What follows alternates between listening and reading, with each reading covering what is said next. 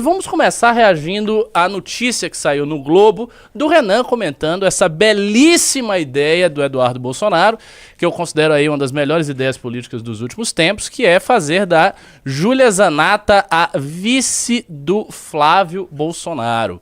Olha aí. Vamos lá, o Globo acabou de... Aliás, antes de eu comentar essa notícia, deixa eu falar uma coisa sobre o jornalismo e o MBL e a missão, né? Eu não sei se vocês estão reparando, mas se a gente tiver sensibilidade para isso, a gente vai perceber. Por muito tempo, nós fomos meio que ignorados pelo jornalismo, né? A gente estava crescendo nas pesquisas, todo mundo estava vendo que a gente estava crescendo nas pesquisas, mas o jornalismo oficial, o jornalismo mainstream, não estava colocando o Renan nem o nosso projeto no radar. Havia uma certa, digamos assim, uma certa má vontade por parte do jornalismo de noticiar as coisas que se referiam à missão e ao Renan Santos. Isso era muito nítido no início da pré-campanha. Os primeiros meses da pré-campanha quase nada aparecia, quando tinha que fazer algum tipo de capa, e aí eles botavam todos os outros candidatos, menos o Renan, aí eles citavam os candidatos, citavam todos os nomes e não botavam o nome do Renan. Era uma coisa assim meio que sistemática. Eu estou sentindo agora, me corrijam se vocês tiverem uma impressão diferente da minha, que nós estamos numa outra fase. Eu estou vendo muito jornalismo prestando atenção na missão, muita matéria saindo sobre as coisas do Renan, inclusive sobre falas do Renan. Por exemplo, recentemente a gente viu aquele vídeo que ele falou, eu acho que foi do Zema, e passou no Jornal da Band, teve um vídeo dele, passou um trechozinho no Jornal da Band, nem precisa colocar pra reagir não, mas passou um trecho no Jornal da Band de coisa dele. A gente tá vendo algumas matérias aparecendo aí sobre o Renan, algumas reações de jornalistas. Eu vi recentemente um vídeo que o Renan fez sobre a reação da Eliane Cantanhede, do Globo News, uma jornalista tradicionalíssima do Brasil, que estava se dizendo ela falou aterrorizada pela possibilidade do terceiro lugar ser um outsider como o Renan. Ela disse assim, não, estou muito aterrorizada porque os outsiders... E aí ele fez um vídeo irônico, respondendo naturalmente. Mas o que está rolando agora, né? Está claramente acontecendo uma maior atenção em relação ao nosso projeto, uma maior atenção em relação ao candidato. E isso denota algumas coisas, né? A primeira coisa que denota é que meio que já é oficial e já está precificado em todos os âmbitos da elite midiática brasileira que o verdadeiro terceiro lugar desta eleição vai ser o Renan. Quando eles saem da postura de certa indiferença e começam a assumir a atenção devida, isso é um sinal de que é o terceiro lugar, que a gente já está na mão dele. E opa, seja bem-vindo, Renatão aí na área. E aí, meu querido? Opa! Como vai? Seja bem-vindo. Como vai? Tudo vai? Bom, Professor Ricardo, caros amados telespectadores, boa tarde a todos. boa tarde. Então, eu estava falando da atenção maior que agora o jornalismo está tendo em relação às coisas do Renan. Acabou de sair, não sei se você viu, saiu agora no Globo esta notícia, uma pequena matéria sobre a observação irônica que o Renan fez a respeito da vice do Flávio Bolsonaro, que o Eduardo estava aí querendo dizer que ia ser vice. Parem de facilitar, ironiza Renan Santos após vídeo de Júlia Zanatta, cotada a vice de Flávio Bolsonaro. Eles falam alguma coisa na matéria? Deixa eu ver. Bota aí. O pré-candidato à presidência por missão, Renan Santos, fez nas redes sociais ironizar a possibilidade da deputada Júlia Zanatta, do PL Santa Catarina, ser cotada a vice na chapa do também pré-candidato Flávio Bolsonaro. A ideia saiu do ex-deputado Eduardo Bolsonaro, que fez a defesa na semana passada e disse que a parlamentar do PL estava à altura do cargo por sua lealdade. Eu acho que sim, que ela está à altura do cargo, né? Parem de facilitar, eu quero ter algum mérito na vitória, postou Renan Santos ao reproduzir um vídeo postado pela própria Zanatta. Bom, não tem muita coisa aí, mas eu acho que a parte, empatado na última pesquisa, Quest, baixa aí pra ver se tem alguma coisa interessante. Depois que citou o nome de Zanatta para o posto de vice na chapa do irmão, a declaração de Eduardo tem sido criticada. O ex-deputado trocou farpas com o influenciador de direita Rodrigo Constantino, que está fazendo seu ensaio para meio que sair do barco. A discussão teve início após o influenciador publicar que a parlamentar não agrega um só voto ao Flávio onde ele mais precisa. Eduardo é mesmo camisa 10 do Lula, escreveu o influenciador, que caracterizou a opção como voltada apenas à bolha. Bom, aí tem as falas do deputado se defendendo do Constantino e tal, mas o que é de interessante aí nessa matéria, né? O que é interessante é ver como o jornalismo agora está prestando atenção no que a gente está fazendo. Então eu vejo toda semana saindo algum tipo de manifestação, ou favorável, ou contrária, ou alguma coisa que o Renan disse, alguma coisa que ele fez nas redes sociais, um vídeo que ele gravou e já apareceu na TV algumas vezes.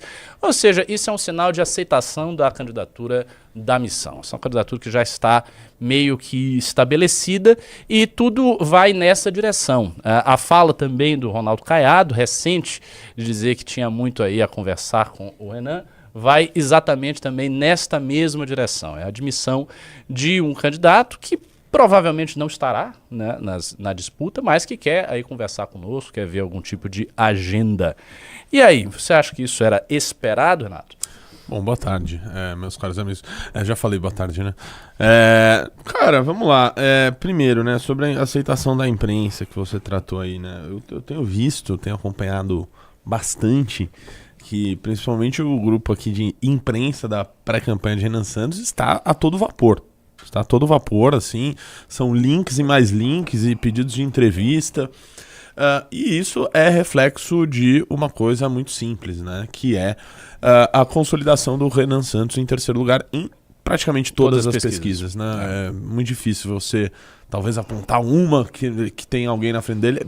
Praticamente inexiste.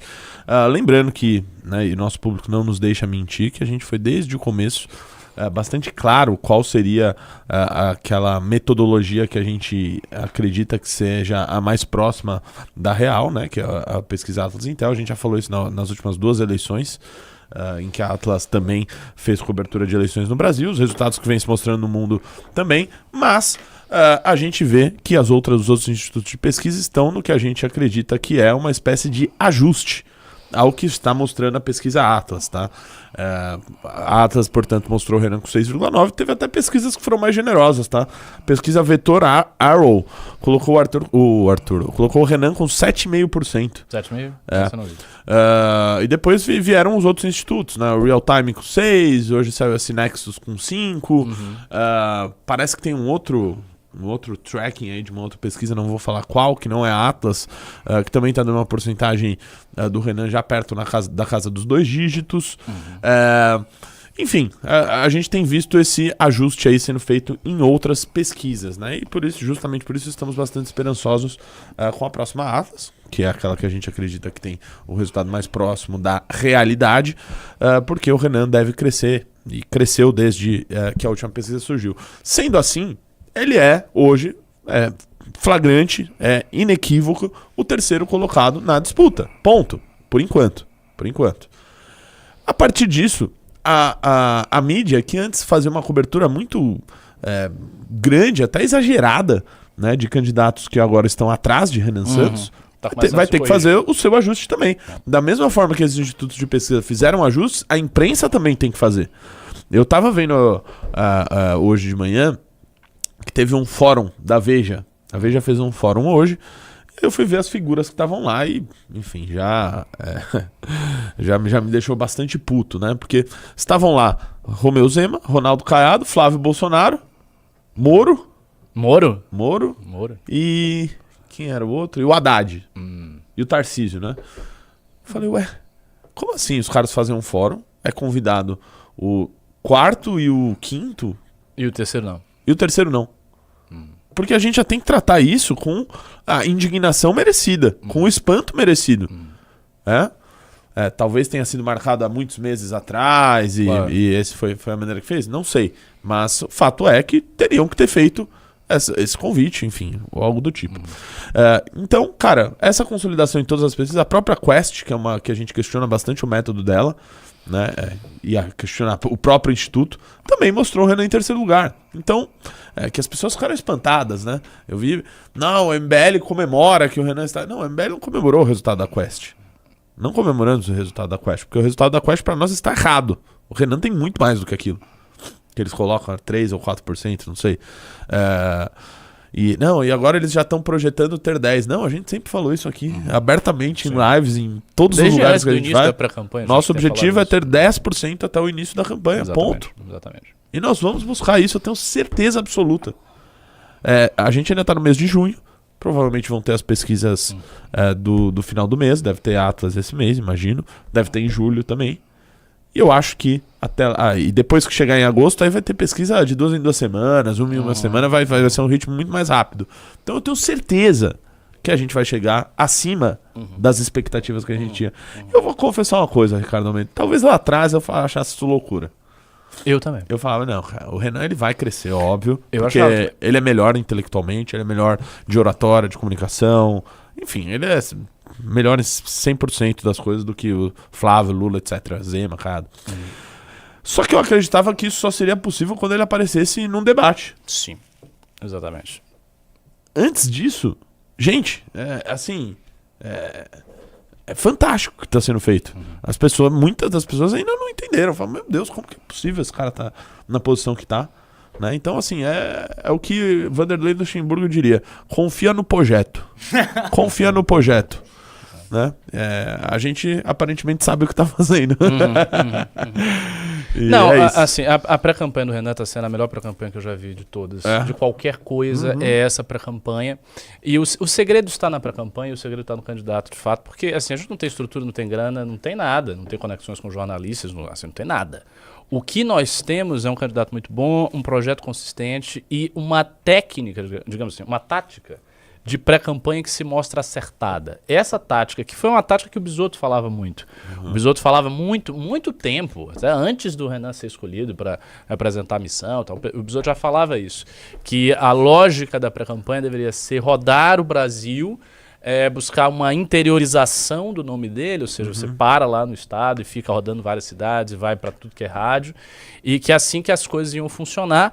E de fato é assim que as coisas estão funcionando mesmo. Essa tática foi muito acertada e é uma tática que é barata, porque você consegue ir para as coisas, você não gasta muito, você vai a tudo que é lugar, obviamente você vai crescendo, as pessoas vão se interessando mais pelo seu discurso, então rádios maiores, televisão, tudo vai querendo que você esteja lá, porque você está dando audiência, todos os podcasts querem o Renan, porque o Renan dá audiência pra caramba. Não há um podcast no Brasil tirando... Inclusive eu peço desculpas aos meus amigos, Renan, né? Aos meus amigos de todos os podcasts aí do Brasil que estão, muitos deles já me infernizando pra ter novamente o Renan. E calma. Calma, ele vai, né? Mas, naturalmente todo mundo quer, pô. O cara dá audiência, aí tem um público super fiel. Aonde ele vai crescendo. Realmente não tem como errar. Isso, assim, a consistência disso aí é muito grande. Eu confesso, antes da jornada, eu achava que poderia bater coisa de 5%. E assim, eu já achava que 5%. Era bater muito. 5%. É muito. Porque é muito. É muito. Veja, as pessoas não têm noção disso. Vamos colocar aqui em termos claros. Nós temos cerca de 100 milhões de eleitores no Brasil. Você falar de 5%, você está falando de 5 milhões. Baixo, é mais, né? É mais do que isso. Mas é 100 milhões de eleitores. Vamos fazer assim, essa conta fácil. 5 milhões de votos. 5 milhões de votos é muito voto. Pra vocês Muito terem uma noção, para ultrapassar Cláudio Berreira, me corrija, é coisa de em torno de uns 3 milhões de votos para deputado federal. 2,5 para deputado federal. 2,5 para deputado federal. Se a gente está falando de 5, nós estamos falando do dobro para deputado federal e é muito fácil que haja, especialmente no caso do MBL da missão, que tem um voto muito engajado, uma transferência meio que automática. O cara que vota lá no 14, ele vai querer votar no deputado federal do 14, no deputado estadual do 14. Ele vai, 14, agora eu vou botar em quem? Eu vou botar um cara do Centrão, um cara no partido do Kassab. Isso não faz sentido nenhum. Então, a partir desta lógica aí, a gente tem um projeto que está muito consistente. Ó, pra vocês terem uma noção, em 2018, se eu não estou enganado, o Amoedo bateu coisa de 2,5%. Fez 2,5%. Isso aí, 2,5%. E fez 8 deputados federais. E teve uma taxa de transferência. E um governador. E um governador, é verdade. Se bem que o governador não foi do Bolsonaro. Mas os deputados federais não foi do Bolsonaro, não. Até porque o Bolsonaro tinha os deputados federais dele, do partido dele, do PSL. Então o que aconteceu foi, houve uma transferência de voto. Essa transferência foi ali em torno de 30 e poucos %. O Matheus falou que são 154 milhões de eleitores aptos. Então, 154 milhões. Se a gente tá falando... votar 100 milhões. Então, 5 milhões, beleza, 5% dá, sei lá, 6 milhões, seu caso. É muito voto. É muita coisa. É muito voto. E isso já é suficiente para você fazer bancada. Isso é suficiente para você ter um partido que aparece em tudo que é lugar. E eu já achava que se a gente batesse 5% na eleição, era tipo, pô, muito bom. Primeiro ano, o partido acabou de ser feito, chapa pura, sabe? A gente não tem experiência de partido, a gente tem experiência de movimento, mas de partido ainda não tem. Então, assim, já estaria tipo, uau. Sim. Agora não, cara. Agora começa a ideia de você bater 10 na borda da eleição e você conseguir até virar o braço do Flávio Bolsonaro. Isso é verossímil. Tipo, isso não é absurdo. Sim. Não é assim um sonho. Você diz, não, sei lá, vamos ganhar. Não é isso. Há uma lógica disso aí. E veja, se a gente chega com 10% na borda da eleição, acontece aquela mágica que é o sujeito que vai votar, ele começa a encarar o terceiro lugar como um voto possível. Porque você não tá vendo um terceiro lugar com 2%. Sabe? O terceiro lugar com 2%, esquece, esse cara não vai fazer nada. Agora com 10% é outra coisa. 10% é viabilidade. E aí o nível de interesse, tanto da elite midiática, dos empresários, da galera com grana, dos políticos, vai pro céu. E do eleitorado também. E é isso que a gente precisa. Isso. Se a gente tiver essas duas coisas, a gente tem chance de ganhar a eleição mesmo, para valer. E mais do que isso, nós temos uma vantagem, que é a campanha do Flávio está sendo corroída. É uma campanha sem talento. O candidato é muito ruim, né? Então, é um candidato muito ruim. Ele não tem projeto. Ele agora está encalacrado com caso de corrupção. As decisões políticas e de marketing que o Flávio toma, eu sinceramente não sei quem é que está tomando essas decisões, porque são todas decisões muito estúpidas. Esse negócio dele tentar conseguir o voto da mulher desesperadamente, ele tenta e faz vários acenos e também não consegue, se consegue não muda nada. Ou seja, ele só está fazendo merda. Ele está todo cagado, está fazendo um monte de bosta, não está indo para lugar nenhum. E esse é o nosso adversário. Então, graças a Deus, professor, antes, enquanto eu falo, você precisa pesquisar uma coisa. Quanto o Pablo Marçal tinha de intenção de voto em junho de 2024? Bela pergunta. E depois no início da campanha em agosto. Quero ver em junho, eu quero ver em maio, em junho, em agosto. Pronto, te dei uma missão difícil aí pra você precisar, mas dá uma olhada aí. Sei lá, pesquisa Datafolha, sei lá, escolhe aí o instituto. Vamos lá. Porque eu tenho uma suposição, tá? Eu acho que o Pablo Marçal, antes do início da campanha, não tinha 10%. Eu acho. Então, achei aqui. Em maio de 2024, ele tinha entre 8% e 10% nas principais pesquisas. 8 e 10. Em junho de 2024, ele tinha de 12% a 14%. Em agosto, ele tinha entre 21% e 31%. Tá, perfeito. Ok. Bom, se a gente fizer uma regra de 3, considerando que o Renan tenha 7% agora, que é uma estimativa conservadora. Olha, então, mas é que eu assisti o Renan ontem lá em Santarém, ele já falou já. E a gente tem trackings que o Renan já alcançou o patamar aí de... Pois é. Que a gente imaginava para agosto.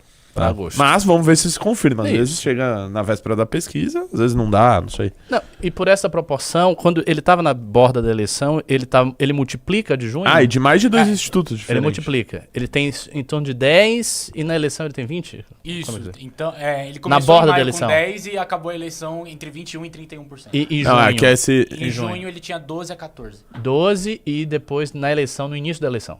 21%. No início da eleição. No início, esse 21 eu não sei. Foi em maio. Em maio, 10%.